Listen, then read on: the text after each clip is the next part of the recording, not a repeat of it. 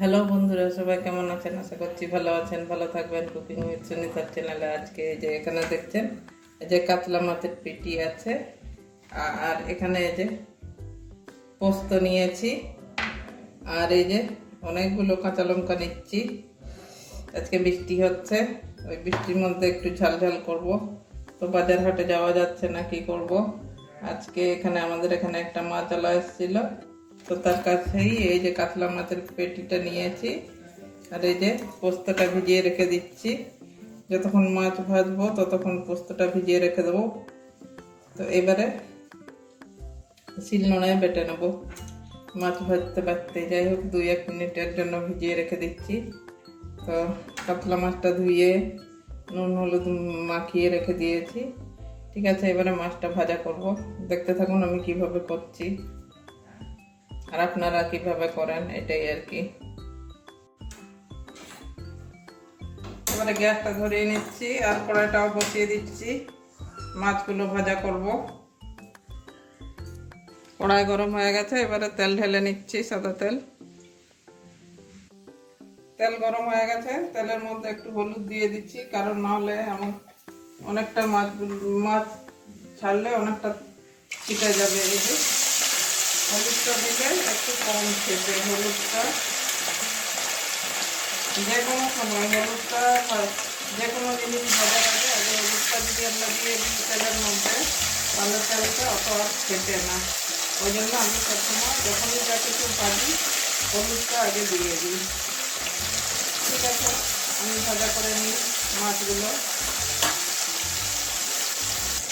এবারে মাছগুলো উল্টে দেবো। খুব বেশি ভাজা একদম লাল লাল করবো না, হালকা একটু ভেজে নিচ্ছি। তো এবারে উল্টে দিচ্ছি, হালকা একটু ভেজে নেবো। যেহেতু পোস্ত দিয়ে করবো ওই জন্য বেশি শুকনো করবো না। এই যে এভাবে হালকা ভেজে নিচ্ছি। এই দিকটা ভাজা হয়ে গেছে, আর এই দিকটা উল্টে দিলাম। ঠিক আছে, আমি মাছগুলো এইভাবে লাল লাল করে ভেজে নেবো।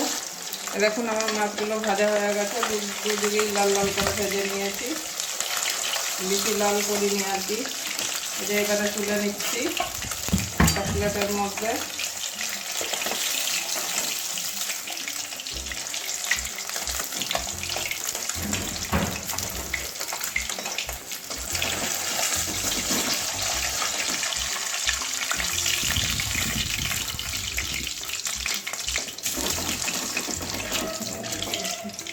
এবারে বাকি মাছগুলো ওইভাবেই ভাজা করে নেব। আমার এখানে 7 পিস মাছ আছে, আগে 4 পিস ভাজা করেছি, এবারে 3 পিস ভাজা করছি। এই বাকিগুলো ওইভাবেই ভেজে নেব। ঠিক আছে বন্ধুরা, আবারও ফিরে আসছি রান্নায়। মাছগুলো ভেজে নিই। মাছ ভাজা হয়ে গেছে আমার বন্ধুরা। একটু কালো জিরে দিয়ে দিচ্ছি ফোড়নে।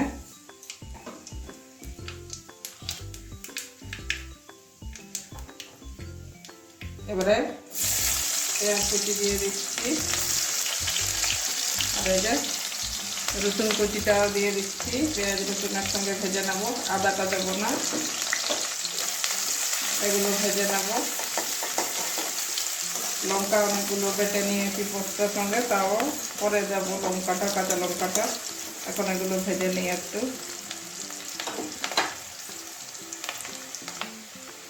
পেঁয়াজ রসুন ভাজা হয়ে গেছে আমার, এবারে টমেটো কুচি দিয়ে দিচ্ছি।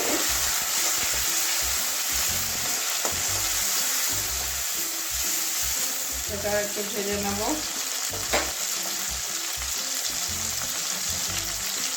নুন দিয়ে দিচ্ছি যাতে টমেটোটা তাড়াতাড়ি নরম হয়ে যায়, আর পরে নুন দেবো না, যা দেওয়ার এখনই দিয়ে দিলাম। টমেটো পেঁয়াজ রসুন এগুলো ভালো করে ভেজে নেব। এবারে কালারের জন্য একটু কাশ্মীরি লাল লঙ্কা দিয়ে দিচ্ছি, পরিমাণ মতো আমার যতটা লাগবে।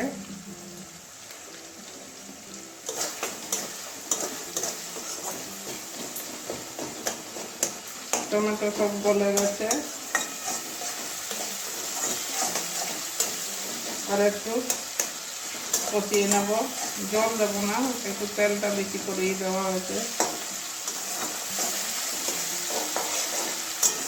কষাবার সময় জল দেবো না, এমনিতে একটু জল তো দিতেই হবে। এই যে টমেটোগুলো তো গলে গেছে, তাও আর একটু নাড়িয়ে নিচ্ছি। এবারে হলুদ একটু দিয়ে দিচ্ছি, 1 চামচ মতো। হলুদ না দিলেও চলতো, কিন্তু তাও দিয়ে দিচ্ছি। হলুদ খেয়ে খেয়ে অভ্যস্ত, এখন হলুদ না দিলে ভালো লাগে না। যে হলুদটা দিয়ে দিলাম, এটাও একটু কষিয়ে নেব। এবারে জল দিয়ে দিচ্ছি পরিমাণ মতো, আমার যেরকম ঝোল রাখবো সেরকম জল দিয়ে দিচ্ছি। জলগুলো একটু ফুটতে দেবো, তারপরে মাছ দেবো। এবারে ঝোলটা একটু ফুটুক, তারপরে মাছ দেবো। এখন ঝোলটা ফুটে গেছে, আমি মাছগুলো দিয়ে দেবো। সব কটা মাছই আমি দিয়ে দিচ্ছি।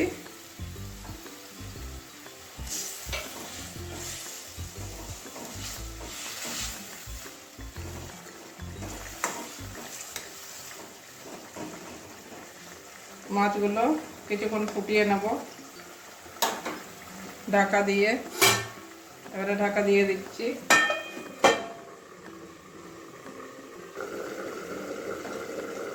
3-4 মিনিট হয়ে গেছে, আমি ফুটিয়ে নিয়েছি মাছগুলো।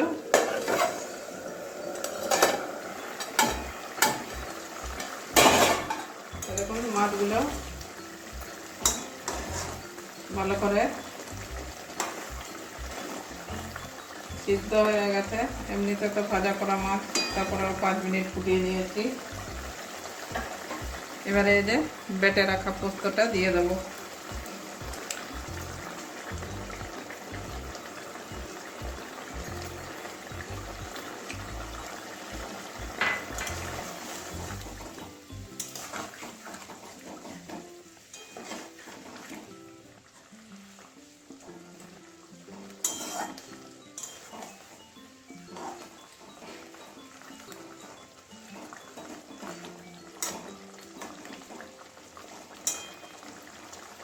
আরও কিছুক্ষণ ফুটিয়ে নেব, আর একটু ঢাকা দিয়ে দিচ্ছি।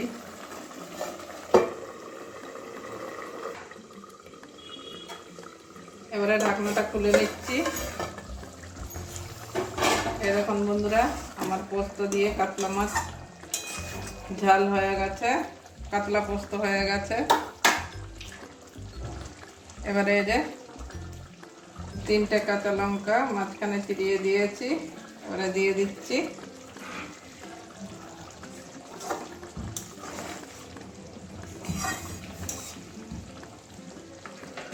এবারে একটা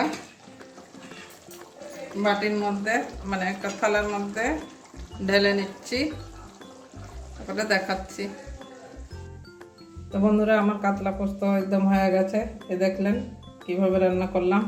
আপনারা অবশ্যই একদিন বাড়িতে এইভাবে রান্না করে বাড়ির সবাইকে খাওয়াবেন, আশা করছি ভালো লাগবে। আর বন্ধুরা, প্রত্যেক দিনই একটা কথা, কিছু মনে করবেন না। তো যেসব বন্ধুরা, পুরনো বন্ধুরা অনেক সাপোর্ট দিয়েছেন, কেউ যে সাপোর্ট দিচ্ছেন না তা না। তো অনেক বন্ধুরা সাপোর্ট দিচ্ছেন, আবার অনেক বন্ধুরা সাপোর্ট দিচ্ছেন না। তো কি বলবো, যারা এখনো আমাকে এখনো সাপোর্ট দেননি তারা চলে আসবেন। তো যাই হোক, দেখবেন কিভাবে রান্না করছি, আপনারা অবশ্যই বাড়িতে এইভাবে রান্না করে বাড়ির সবাইকে খাওয়াবেন। তো বন্ধুরা, আজকের জন্য এটুকুনই। একটু মাঝে মাঝে বেশি বক বক করি, তো অনেক দিন ধরে আমাকে কেউ সাপোর্ট করছেন না। 1 মাস 1.5 মাস হয়ে গেল, একজনেরও সাপোর্ট পাচ্ছি না। তার জন্য মাঝে মাঝে এক সময় খারাপ লাগে, ভাবি ছেড়ে দেবো, ছাড়তেও তো পাচ্ছি না, যে আর ভিডিও ছাড়বো না। তো ছাড়তেও পাচ্ছি না, তো কি করবো, মাঝামাঝি পড়ে আছি। তো আপনাদের ভরসায়, আপনারাই আমাকে একটু অবশ্য কমেন্ট করে বলুন আমি কি করব, ছেড়ে দেবো না রান্না করে যাব। তো যেটা